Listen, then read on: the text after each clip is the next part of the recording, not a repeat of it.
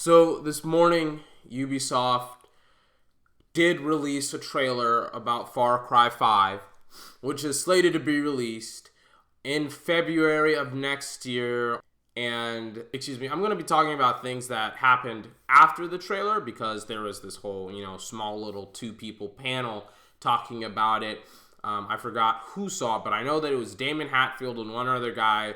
They were talking about the game, and the other guy, he had already seen gameplay, and he had kind of talked about it, and he had talked about some of the gameplay that was in Far Cry 5 that he had seen. Now, for starters, I'm a huge Far Cry fan, and I think that the problems that have plagued Far Cry in the past couple of years is that they've been Michael Bay'd, in a sense. Like Far Cry Primal, for example, was like the breaking point of all of the problems with Far Cry as a series, as a whole. Now, Far Cry 3 was released in 2012. Far Cry 4 was released in 2014. Both of those games had really, really great villains. Everybody loved Voss. I'm sorry, what did you say? What did you say? Did you want me to slice you open like I did your friend? Shut the fuck up! Okay? I'm the one with the fucking dick. Look at me. Look me in the fucking eye. Hey! You fuck! Look me in the eye! You're my bitch. I rule this fucking kingdom. Shut the fuck up, or you die. Everybody loved him, but he got killed off so quickly in Far Cry 3 that it was just like, well, the rest of the game, you had this character that you were trying to beat, or this antagonist, that you were trying to beat, that you didn't know anything about. He was briefly talked about in the game, and he wasn't as compelling as a Voss. He didn't have any color. He was just bland and boring as a villain. And I think that one of the things that they actually do right now with Far Cry 5 is that they have, a whole family of villains. And it seems like the father, and by father I mean father of the church, because Far Cry 5 is going to be in Montana, and it's going to have a religious spin to it apparently. It seems like, and all of the villains are apparently siblings. It seems like the father, which is like the head brother, he seems like he's going to be a pretty compelling villain. And the cover art for the game, at least, for right now, of course, it seems to be the family, and it seems to be like a scene from The Last Supper, and it seems like the guy that's in the center is the father or the brother or the eldest of brothers in the family. You also kind of get a glimpse of some of the villains, and it seems pretty interesting because hopefully the main villain is the brother, the eldest brother, and hopefully he can be compelling as well as the other siblings, because I don't want it to be just, all right, we have to kill off all of the siblings and that's kind of it. I don't really want it to be that type of game. I want you to have a personal struggle and gripe with each and every one of the villains in the game. I don't necessarily want it to be, quantity over quality when it comes to the villains. Now, the game can be played in co-op, which again, I'd be super fine with. But also, we'll get into, I guess we can talk about that now.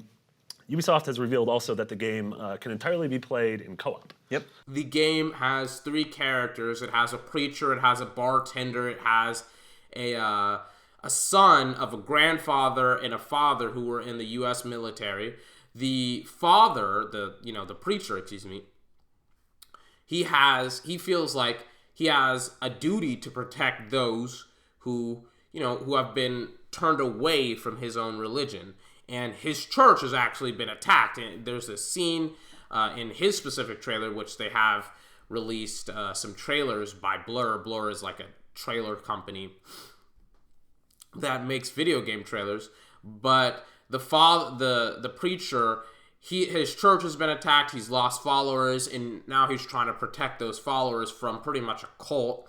The bartender, her father was killed by the cult, and the airman, the son of the grandfather and the father that were in the military, he feels like he has a job to do. He feels like this is his call of duty. He has to serve because his parents or his grandfather and his father served, so he, feels like he has an obligation to the country to be able, to protect it.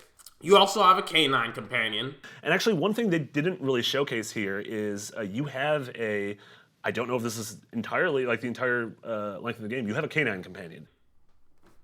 So, that's kind of cool, I guess, but I'm very, very interested to see how the villains play out, again, how the story plays out, because I think that that's a huge problem with Far Cry in the past, really, in the past 2 games. Hell, even 3 games if you want to take Primal into account. They also have the map maker in Far Cry 3, and like the 2 that were on the panel, I didn't really know what it was. And then they also said, Ubisoft has said the map maker is returning from Far Cry 3, and as much as I enjoyed that game, I don't remember the map maker. That was sort of all of our sentiments, was like, I ended up looking it up, and I was like, yeah, I remember there was a map maker. I don't remember doing anything with it. I don't really remember how any of that functioned. Yeah. But they said, like, the map maker is making its long-awaited return. I'm like, oh, okay, we'll see what that's like. That could be cool, I guess. I didn't really remember it from Far Cry 3. I'm sorry if it was there. Maybe, tell me in the comment section below what map maker is, because I have no idea what the hell it is. I've never even heard of map maker until it was, it was back in the trailer that they were talking about map maker, and I was just like, it's been 5 years since I've played Far Cry 3 really fully. And in that time period, I haven't really played the multiplayer, so it was probably in the multiplayer, but The interesting thing about this game, and they kind of go into it slightly, is that Sony kind of has their footprint on this game. One more important thing that we need to mention before we go is that this Far Cry 5 reveal trailer is wrapped in PlayStation logos. Which is super interesting. Pretty significant. Yeah. So it's like another multi-platform game that Sony has snatched up for sort of like marketing purposes. Yeah, and we don't know if that's going to also mean like first DLC on PlayStation. The press release says if you pre-order on PS4, it comes with in-game skins. Okay, so there's that at least. Yeah. Maybe there's more. But yeah, it joins Destiny 2, and it joins Battlefront, and it joins next year's Red Dead Redemption as giant games that are all sort of aligned with PlayStation. This is it's a big win, another big win for PlayStation. I think it's another blow for Xbox. Yeah, absolutely. Sony has partnered with Ubisoft, with Rockstar, and they have all of these AAA games underneath their belt, kind of to get PlayStation exclusive DLC that Xbox won't ever get. I think the DLC is very limited at best. Like, it's skins, it's not really anything else, and they're not necessarily cool skins. So it's like, if you're an Xbox fan, there's really not a lot for you to worry about, if I'm being honest with you. But at the same token, it's like, it's interesting to see if this partnership kind of delves deeper, because I feel like Sony could kind of get more for their money's worth if they're partnering up with Ubisoft, and if they're advertising it, because Sony is advertising other people's games. So I feel like if Sony does play their cards right, and if they try and get a deeper deal with Ubisoft or more firm partnership, I think that we could get some exclusive gameplay, some content pre-release, maybe some post-release content as well that Xbox fans would, or fans in general, would just be salivating. But you kind of have to remember, you want to limit the amount of exclusive content you get with your specific platform, because you're screwing over gamer bases. You're screwing over the PC gamers and the Xbox gamers. So you have to be really, really careful, I feel like, as Sony, if you do have these companies give you exclusive content. All in all, I'm a little bit excited for the game. I do think that the whole religious aspect of it is gonna be kind of interesting. It may be story driven. I don't think so, because this is Far Cry. It's usually not story driven. It's usually very action oriented. I think that we may have a really great villain here, or villains, or I should say family of villains, but I haven't seen anything, and I haven't really done my research yet on the game when it comes to, either the family or the villains or the game itself.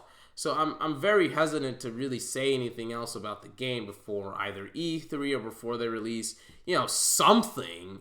with the game. I do have some more information that I do want to talk about, but I want to save that information. I want to save these little bits of information for E3, for whenever they release their next trailer. Until then, have a fantastic day. I'll see you next time.